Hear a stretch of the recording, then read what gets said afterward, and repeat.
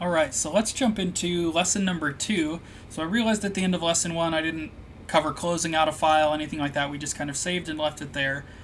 So as we go to close, let me do one thing really quick here, just to make sure I get a pop-up.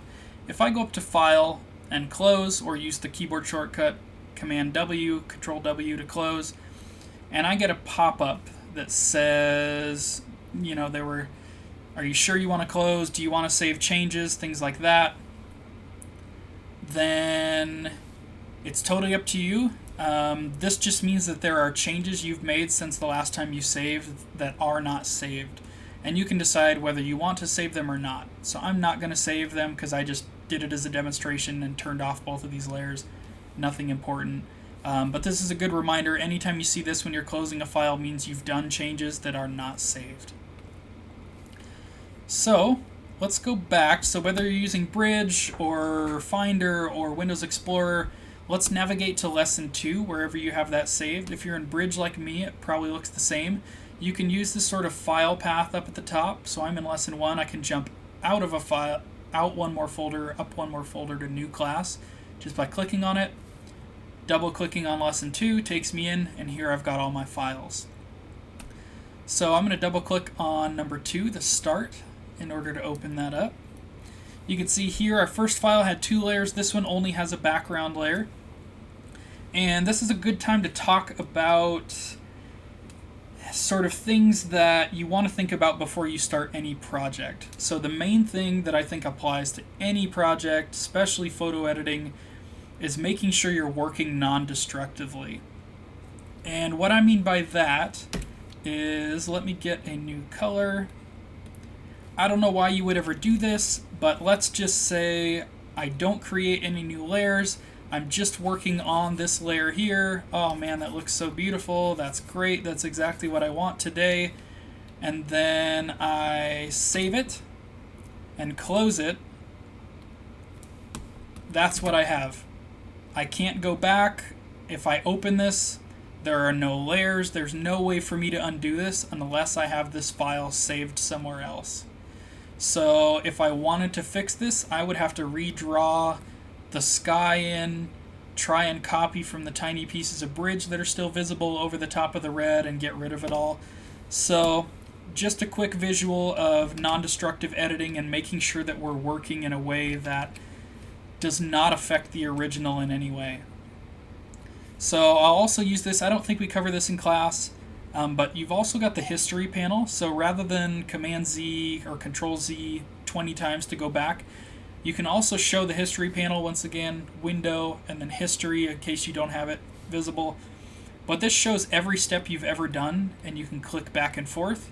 And if you click all the way up to the very top where it says your file name and has a thumbnail, it should take it all the way back to the beginning. Now once again, that only works as long as you have this file open. If I do this, hit save, close it, reopen it, it's just going to show this very top. It won't save the steps that I've done. So if I close right now, I'm going to lose all this. I can't undo it. Alright, so you always want to edit non-destructively, and there's multiple ways to do that, right? So one way to do that is, let me just save this so my file doesn't look all red again.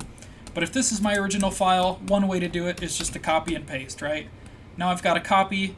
If I work on this copy and I make a mistake and save it, I've still got the original right here. And oh man, that was terrible. I don't want that anymore.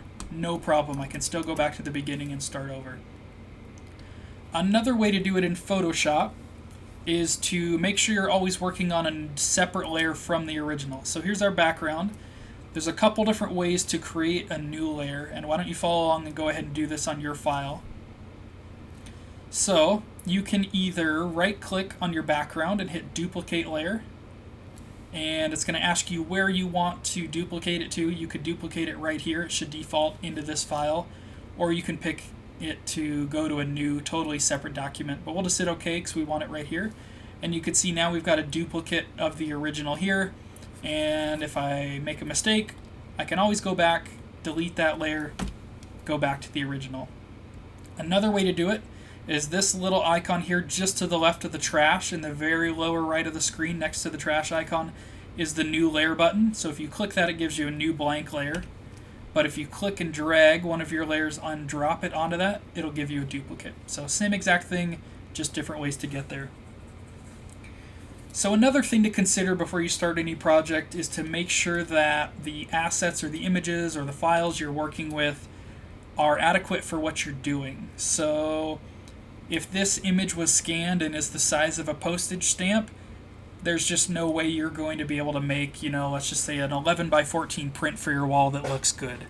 And that's kind of your decision, right? If it's so sentimental that even if it looks sort of really pixelated and bad, you still might get it printed. There's always that gray area, but stepping back and sort of taking stock before doing the work of, does what I have work for the project I'm working on, is super important.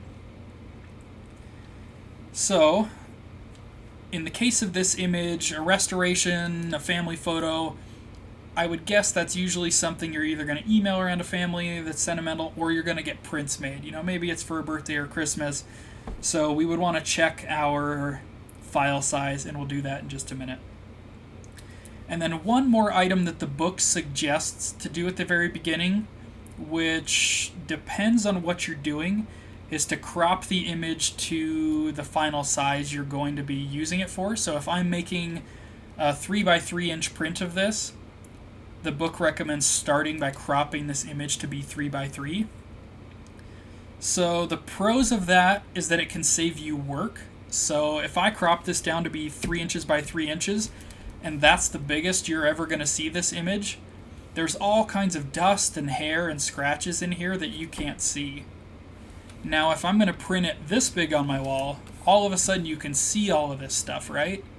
And you're going to take the time and go in and fix it all, which is work that you wouldn't have done if you had cropped it to be 3 inches by 3 inches and you can't see any of that, so it doesn't matter, there's no need to fix it. The problem with starting out and cropping it to 3 inches by 3 inches is that, let's just say I spend an hour working on this, I fix the crease, I get rid of the guy that we're going to get rid of, and obviously take more time and do a better job of it. But I get through all this work, I save my file, and then somebody in my family says, "Oh man, that's such a beautiful photo. That was such a good memory. Can you make me an 8 by 10 of it?" Well, the problem is I've already cropped my file, so I either have to stretch this 3 by 3 image up to 8 by 10 and it's going to be pixelated and low resolution, or I have to go back to the original that was this big, redo all that work, and then crop it to an 8 by 10. So it doesn't offer you a lot of flexibility if you crop at the beginning, but if you know for certain that you're only ever going to print a small file or use it on the web at this small size, it can definitely save you some time and work to only worry about stuff or issues that's visible at the size it's going to be used at, right? So the way to get around that, if you want to, that I usually do, is I usually just leave it uncropped. I do all my edits, I fix this, get rid of my guy, fix this hair, fix everything I want to fix, and then I'll save my document with all my layers, everything, so that I can always go back and undo.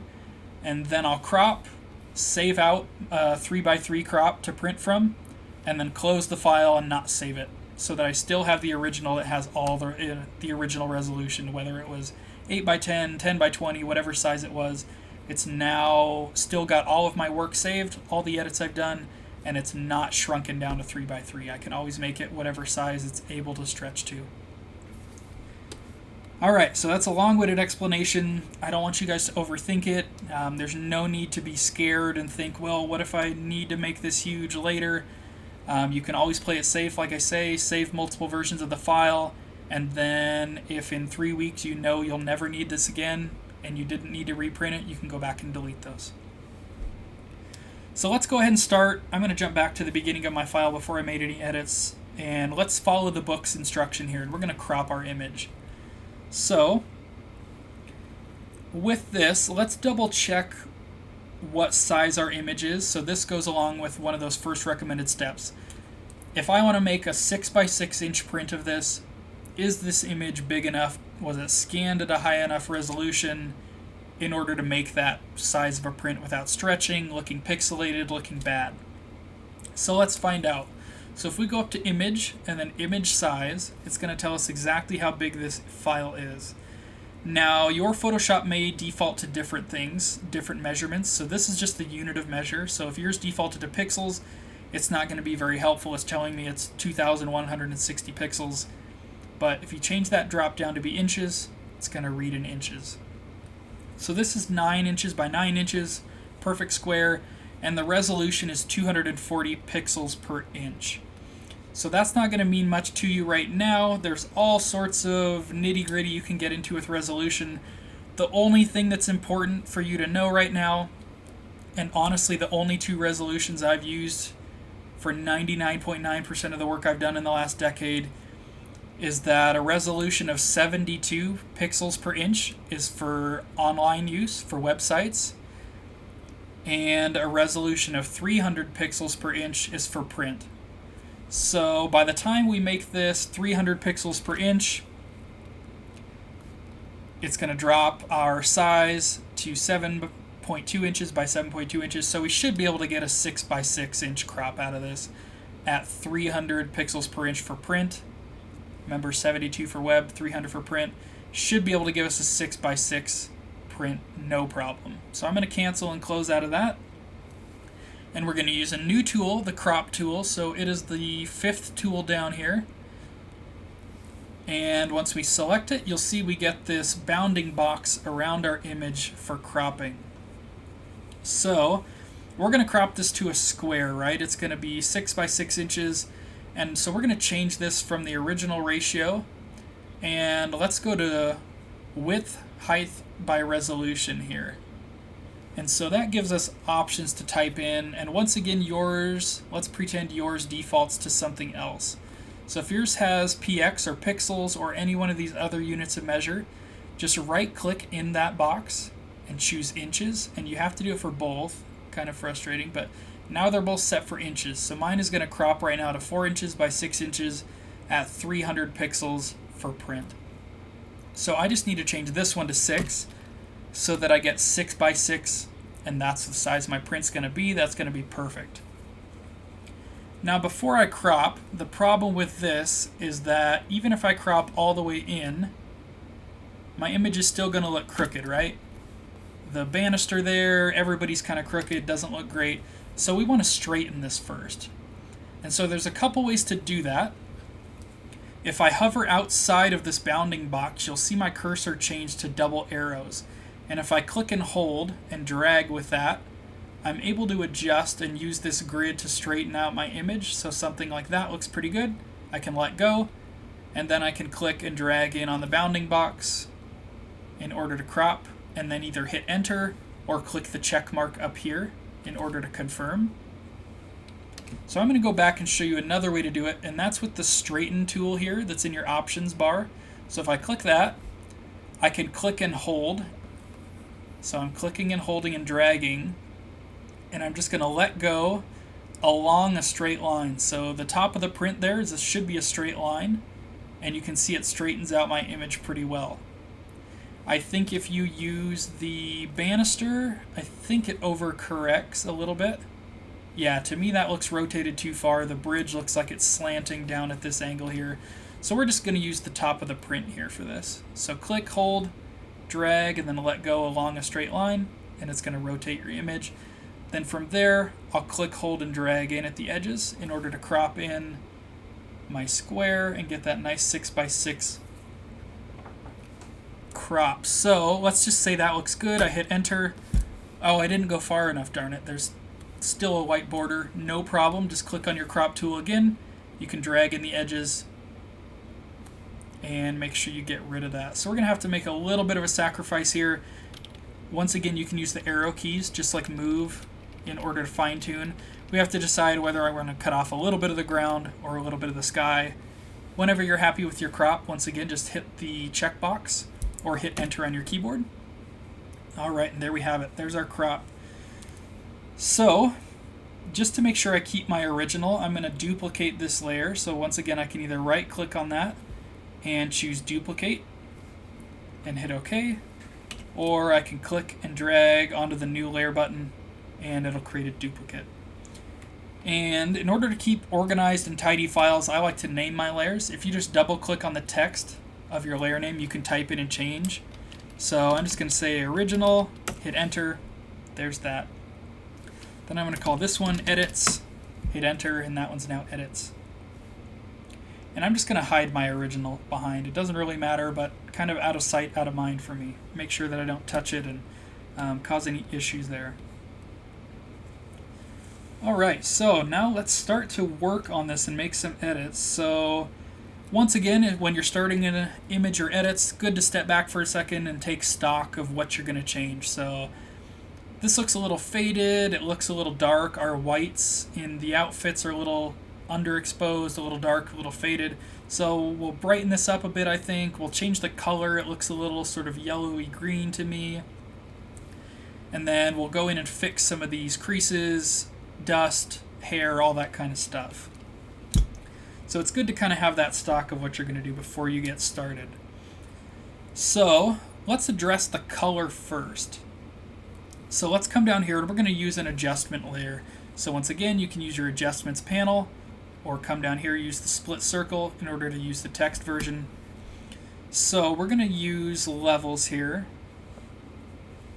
And let's actually do what the book says. So the book says to use curves. So let's use curves. This is the third icon over here. And this also gives you that histogram.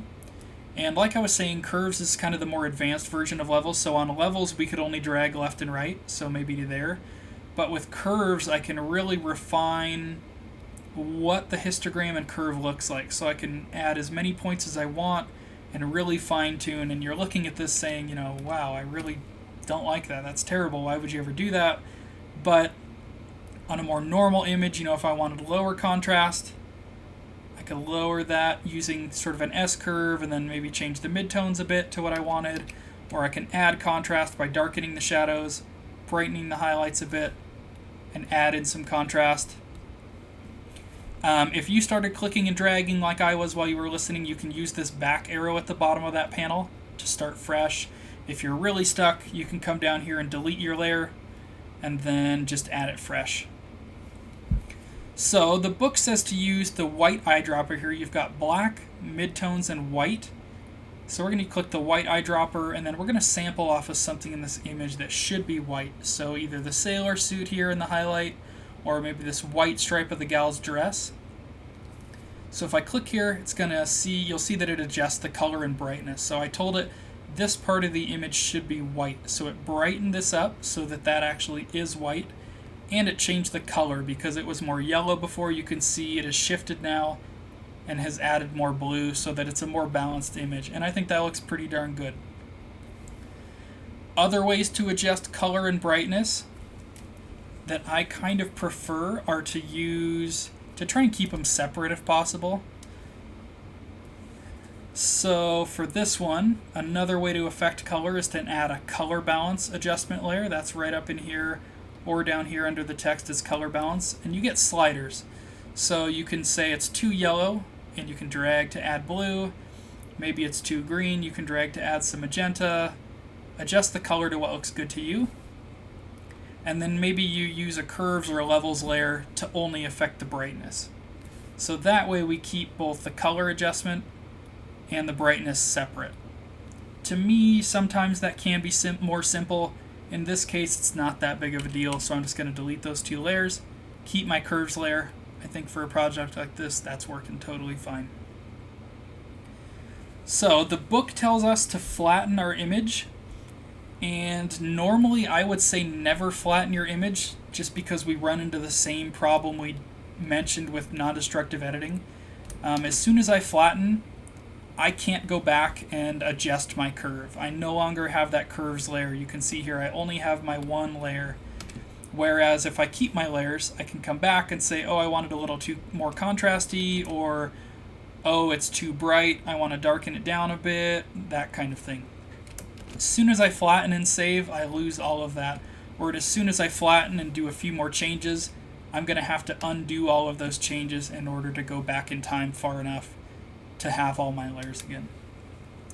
So normally I would say never flatten your image, but in this case we can do it so long as we're saving our file under a different file name and not overwriting this, because once again, as soon as we overwrite this, we no longer have our original image to start from in case we made a mistake or want to go back and redo anything. So we'll go ahead and flatten this in this case. That's okay as long as we save immediately as something different. So in your layers panel, you can click this hamburger menu with the 3 lines in the upper right, and then go to flatten image, which is taking me a second because like I say, I never use it. So flatten image should just be a few options up from the bottom.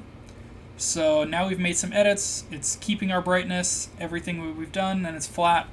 Let's go ahead and save this as a different name just so we make sure we don't replace the original. So you can use the keyboard shortcut or go up to File and Save As right here, and we're just going to change this to whatever you want to call it. You can call it Edits. I'm just going to go once again in Progress and hit Save. There we go.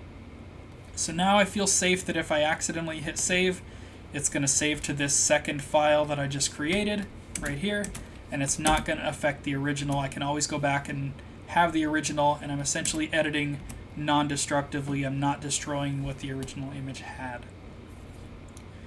Alright, so we're going to use a few new tools here, and let's start with fixing a few of these things in the sky. So you can use your keyboard shortcuts for zooming, that Command or Control plus and minus, or you can use your magnifying glass tool and the hand tool in order to navigate around. And why don't we start up here on this white hair in the upper right.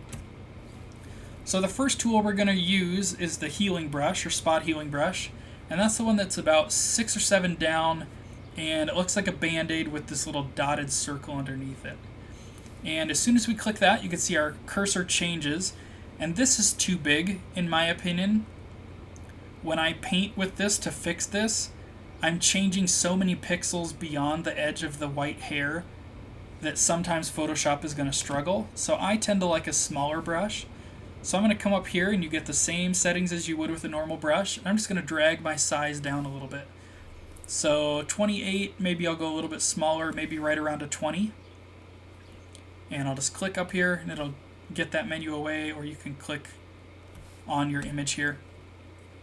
So now I've got a smaller brush, that's perfect.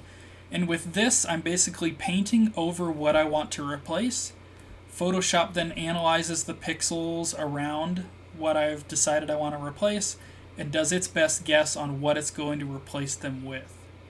So I'm in the sky, it should do a pretty good job of guessing, he probably wants to replace this spot in the sky with more sky because there's so many similar pixels around it. So just to show you, I'm going to click, hold, and brush over that little spot, and it does a good job filling in with the sky there. Same thing here. You can start clicking, dragging, and painting on all of these little imperfections to get rid of them. Once again, if you ever have one that it doesn't do a good job on, let's just say you bite off more than Photoshop can chew, it kind of gets weird, you can always undo, go back and try a different tool, and we'll cover more of those tools as this lesson goes on. But with the hair, we can try multiple approaches. We can click, hold, and paint over the whole thing and see how Photoshop does with that. Sometimes it does a good job, sometimes it doesn't. Let's just say it did a bad job. I would undo like that, go back and just start taking it in smaller pieces. And it should usually do a better job. If it still gives you some trouble, we can try a different tool. So we can take a minute with that tool, sort of use the space bar to pan around our image, maybe fix a few more of these different imperfections. Once again, if you start really getting nitty-gritty in these areas like this, I think my brush right here is too large. As soon as I start painting over that, I'm now affecting the stripes on either side and the strap on his purse or camera bag, whatever this is. And like it just did, it did a good job. Other times it may struggle. Like I said, it kind of depends on how much you tell Photoshop to work. But let's just say it did a bad job, you need to undo. Just come up here, adjust your brush size to be smaller, go in there so that you only get that piece of dust. Another quick keyboard shortcut here, rather than coming up to brush and dragging left and right on the sides, you can use the bracket keys that are kind of just above and to the left, your enter key on most keyboards, in order to right bracket to go larger, left bracket to go smaller. And you can hold those down and it'll keep getting larger, or hold them down and they'll go smaller, or tap them numerous times to change it. So that helps you work quick. So if I need a small brush here to get rid of these, and then maybe a bigger brush over here, I can quickly go to a bigger brush to start fixing this crease. Works great. Alright, so let's move on to another tool here. Actually, before we do that, let's use this spot healing brush to fix the crease. And this is a great example of taking it in bite-sized chunks. So maybe we'll take part of the sky first. We'll do the rest of the sky just down to the top of the buildings or trees there and let go. Does a good job. If I try to take all of this and the bridge and part of the wall at once, Photoshop does a really good job actually, but gets a little bit confused in here on the bridge. But I think if we take it in smaller, more bite-sized pieces, it's going to do a little bit better of a job. So if I take maybe just the top of the bridge here, then take maybe the middle, then take maybe the bottom, you can see it's done a better job. It didn't duplicate any of this white part of the bridge over. So I definitely don't want you to go so small that you're, doing that, then doing that, then that, because that'll take you forever. But just play around with it. You'll quickly learn sort of how big you can go with your brush size, how big of pieces you can start to fix all at once, and that gets sort of ingrained in you, and you'll kind of learn where to start with all of these and what kind of image you're fixing and how kind of hopeful it is that Photoshop's going to do a good job, or what Photoshop's really good at and what it can quickly fix without a whole lot of care from you to make sure you don't give it too much to think through or not. So once again, Command 0 or Control 0 should take you right out to the whole thing. So that looks pretty good. We could get really crazy and just go in and fix all the dust, but for now, I think that looks pretty good. So the next tool we're going to work on is the Clone Stamp tool. Or actually, let's do the Content Aware Patch tool. So let's just say this is a photo of your relatives from decades ago, and this person on the right is not part of your family. You want to try and get rid of them. We're going to use the Content Aware Patch tool. So that's another hidden tool. It's hidden under the spot healing brush that we're using right now. So if you click and hold on that, we'll come over to the Patch tool and let go. Now we've got the Patch tool selected. And we're going to use this on a different mode than normal. We're going to try Content Aware. So in your options bar at the top, just click the Patch dialog box, the drop down, and we'll change it from normal to Content Aware. And the defaults of structure and color are totally fine. We'll just leave those. So I'm going to zoom in just so you can see this a little bit better. We're going to draw a shape, or sort of draw around him what we want to remove. And we're going to make sure we get his shadow over here too. And when you do this, you don't want to do it this way. You don't want to try and go right on the edge of him, because you'll fail and you're going to end up with, let me just show you. You'll end up with some hair that's still there, or the edge of his shirt that's still there. You want to give Photoshop some breathing room, so stay outside of him, and you don't have to be super exact or technical with it, but give it a little bit of breathing room on the outside of what you're trying to remove. So I'm going to stay a little bit outside of his shadow here, a little bit outside of his shoes, or her shoes, it's a little hard to tell in this image, and just give Photoshop a little bit more to replace than trying to go exactly on the edge of the person in the shadow here. So once you've got your selection, you've clicked, dragged, and drawn all the way around the person. And once again, if you mess up your selection, you've done this, oh, you let go, darn it, that was messed up. Once again, you've got select, deselect, or the keyboard shortcut Command or Control and then D in order to deselect. So let me redraw mine really quick, since I deselected.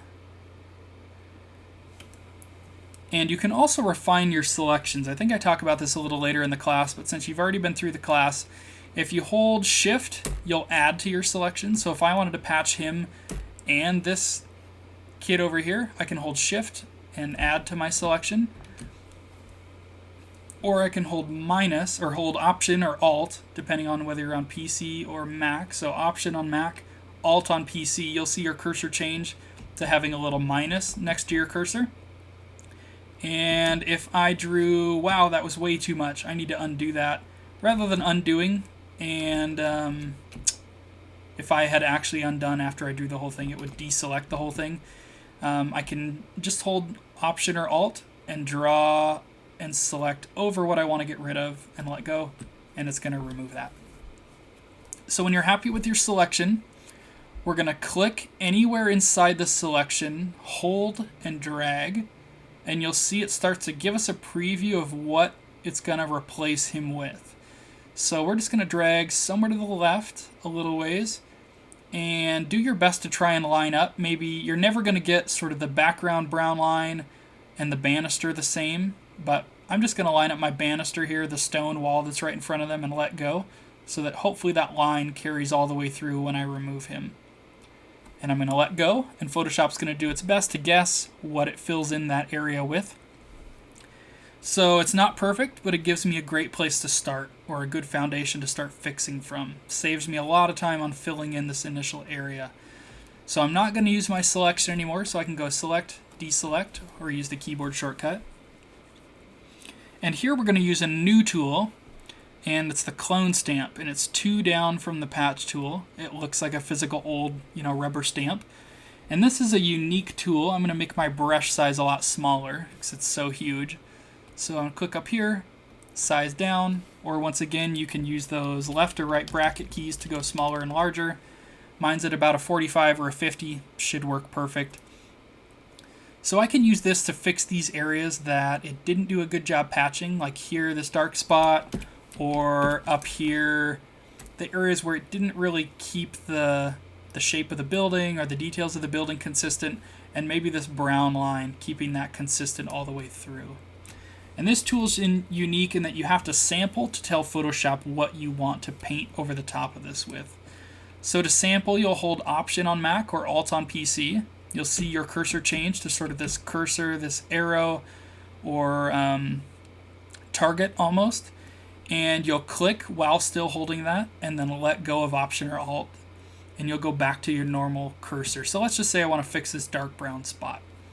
So I want to fill it with brown stone. Makes sense, right? So if I sample over here, hold Option or Alt, click, and then let go, you can see my cursor now has this preview of what I'm about to paint over the top. So if I start up here and click and hold and just start painting, it's going to start painting brown stone over the top of that dark patch. And you'll see off to the left of where my brush is, that little plus sign that's moving around as I paint. That's showing you exactly where it's sampling from and what it's painting with. So if you know you don't want that little white square that I had appear here, you can avoid that and not go far enough over to make it appear. I tend to not worry about it too much because I can know that I can let go, resample again. So let's just say I want stone from down here. I can sample by holding Option or Alt, click, come back up, paint over that, probably paint over this one too so that it's not repeating. This scratch is kind of apparent as a repeat as well. Maybe I sample again, paint over that, good to go. If you want to keep getting nitty gritty, you can come in, maybe take where the stones intersect and guess where that would be, maybe right in here. Start to paint that intersection line in order to keep things looking very realistic, all of that. But let's come up here, maybe do 1 or 2 more fixes with this. Once again, we're not trying to get this perfect. That would take some time just to kind of give you the tools in order to do it, and you can continue to spend time on your own to do so. So for the brown, once again, I'm going to sample up here. I'm not going to get right up to her hand because I'm probably going to unintentionally move left. So if I sample too close to her hand and I start painting here, I'm going to start painting in her hand. So I'm going to give myself some breathing room off to the right, sample right in the middle of that, and then do my best to line it up and just paint in a little bit there. So something like that looks pretty good. I think I still got a little bit of her hand, which I just went back, sampled again by holding Option or Alt, clicking, letting go, and then coming back and painting. So same exact thing over here. If you wanted to carry on sort of the style of this building, you could sample from this one, come on over, start painting down, and then maybe we want to carry that on. So let's sample it again, line up the top, and just keep on painting over, over, and over in order to complete that. Once again, we start getting some repeats. Just sample one more time, paint over it, sample again, paint over it, and you can just kind of carry that all the way through. And if you wanted these lines to carry up, sample at the bottom, come up, and then just start painting. Carry this on down, sample up high, carry it on down, same thing left to right. And you can see we start to fill in our building. Once again, it's not perfect, but it looks pretty darn good to start with. So we got rid of our guy, and now let's use a filter here to clean up some of these other remaining dust spots. You know, maybe I'm not quite sure. Well, I can't really see these when I zoom out, but what if they're there in the final print, that 6x6 inch print I'm going to make? I want to make sure that those are gone. So let's add a filter.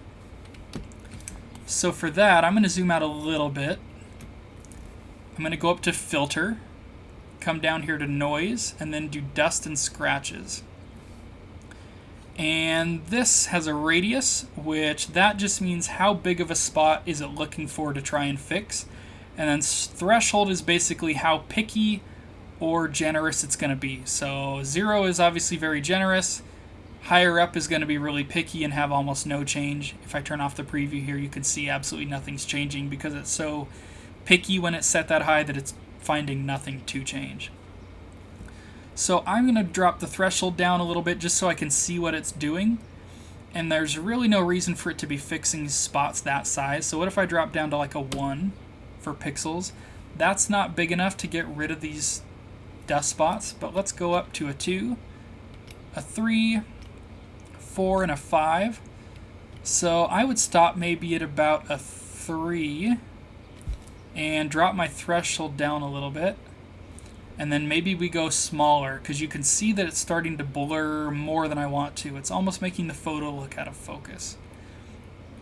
So it's kind of always this push and pull between the options. So maybe I drop down from radius 3 to 2 and then just adjust my threshold to make it more picky, less picky, just to get rid of some of those spots or minimize them without making it look like it's sharpening or losing sharpness in the image. And this also helps get rid of some of those scanning artifacts. You can kind of see these lines going back and forth. This should help fix some of that. So I'm going to go with a radius of 2 and then a threshold of 11 on mine. Click OK or hit enter, and you can now see that most of that dust is gone. Everything looks pretty good. And then lastly, let's sharpen this image a little bit. It's an older image. Maybe it was one of those scanned from a print that kind of had texture on it. Wasn't that sharp after being scanned from the print. So we're going to use another filter. So go up to Filter, Sharpen, and then Smart Sharpen. And in this menu, you've got a ton of options here. So let's go back to the default. So that's just under the preset. And for this, we're going to use about a 60% sharpen. 60%. Our radius is going to be 1.5 pixels, so 1.5 pixels.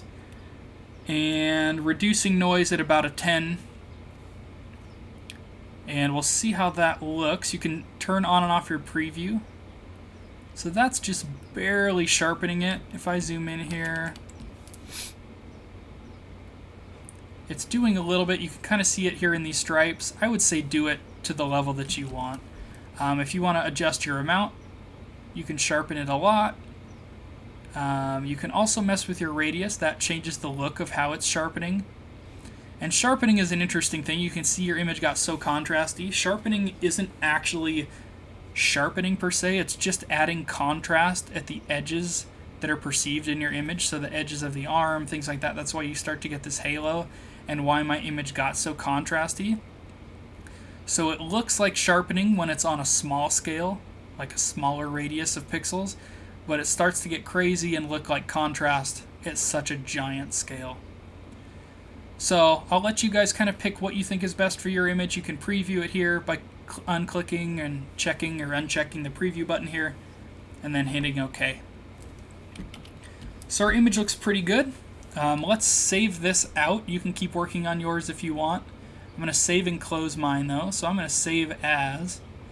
And most printing places work with files like JPEGs all the time or PDFs, so I'm just going to save this as a JPEG, and I'm just going to call this final print since I'm ready to send it off to the printers. And with JPEGs you get a unique pop-up that you don't get on other image files all the time, and that's quality. I would just leave it at 12. That means it's going to save it in the best quality possible. If you needed to email this or we're just using it for a website, you can start lowering the quality, and that's going to lower the file size. So I'm just going to hit OK, and then Command or Control W to close, or you can come up here to File and Close. It's grayed out because I don't have anything open right now. And we should be able to see our final print file right there. It's a JPEG. And then once again, to kind of jump back in time to talk about layers and all that kind of stuff, there are a few file types that save your layers, mainly a PSD, that Photoshop document file type, or a TIFF, .tif, which is this file type. Otherwise, most other file types like JPEG will not save your layers. So this, if I open it, if I had saved it and had 10 layers, they're all going to be gone. It's all just going to be this flattened image. So keep that in mind as well as you're trying to be able to go back in time, undo things, all that kind of thing. So let's look at one last quick image for this lesson. I'm just going to delete these two files real quick so that I don't have all those when I go to class. We're going to open up our bike image wherever you have your files and you're working out of, and we're going to look at a new adjustment layer type. And this is something really cool that I actually do use a lot for my personal photography to make quick prints, really be able to affect kind of how dramatic a photo is really quickly. So for this, we're going to use a black and white adjustment layer. So it's this sort of split rectangle, or once again down here, and you can choose black and white. And with this you get all kinds of color sliders, and these are for the brightness or darkness of every color. So the bicycle was red, so if I start dragging the red to be brighter, I can really adjust and make that bike pop out, or make it darker and make it stand out that way. Now you don't want to go too dark to where it's just black and you have no detail and looks unrealistic. But if I want this bike to pop out more, I can go down to dark, and it really stands out there in the handlebars, but it still looks realistic, right? It looks like it's a dark gray bike or even black paint. And you can start to see what these other colors do. You know, wherever there's blue, it's going to lighten and darken that. Cyan, lighten and darken that. Yellow as well. You'll find that most of your photos have a lot of yellow and red. But cyan and blue can be really great. Like if we had a big open sky here, a summer day, you can get that nice dark black looking sky that's really dramatic by dragging down and darkening the blue and the cyan. Alright, so that's a really fun thing to play with. Enjoy that. You might want to try that on some of your personal photographs. Like I say, that is something that I do enjoy and use quite often.